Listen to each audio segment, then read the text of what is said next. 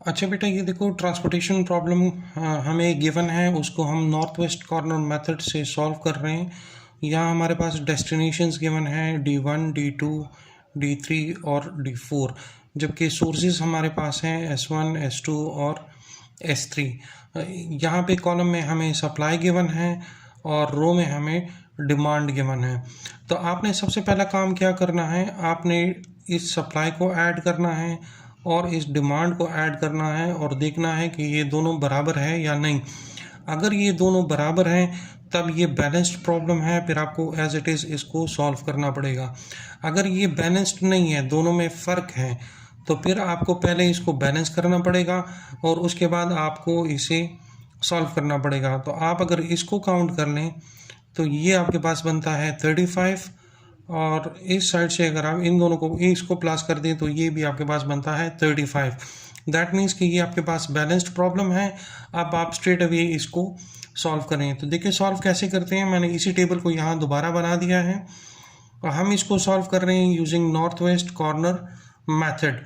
तो इन सेल्स के अंदर ये जो सेल है ये आपके पास नॉर्थ वेस्ट कॉर्नर का सेल है।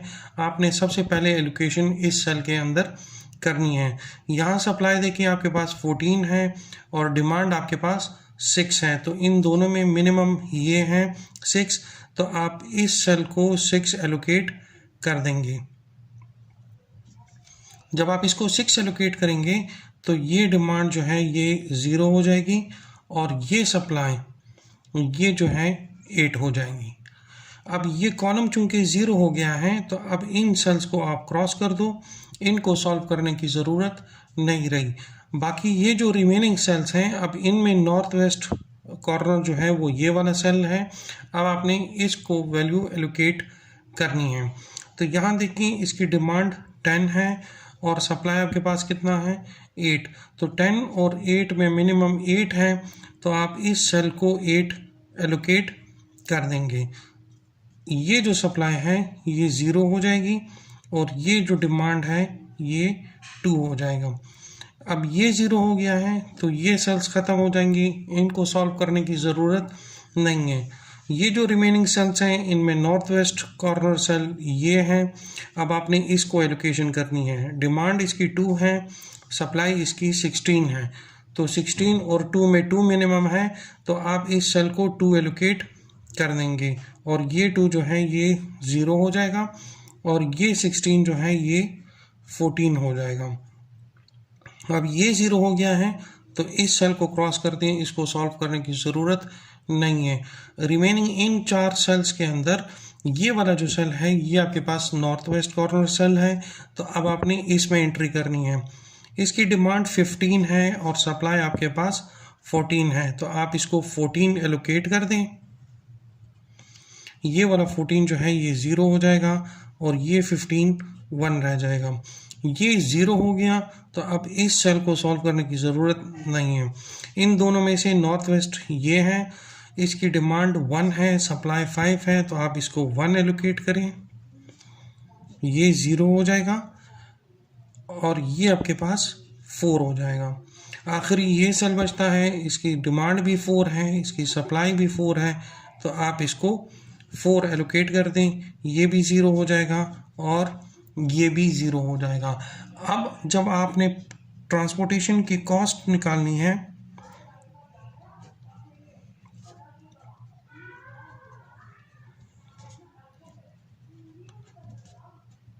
तो ट्रांसपोर्टेशन कॉस्ट आपके पास क्या होगी, इनको आपस में मल्टीप्लाई कर दें। 6 multiply by 6 plus 8 multiply by 4 plus 2 multiply by 9 plus 14 multiply by 2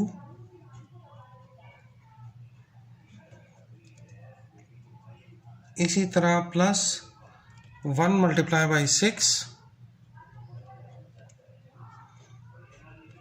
plus 4 multiply by 2।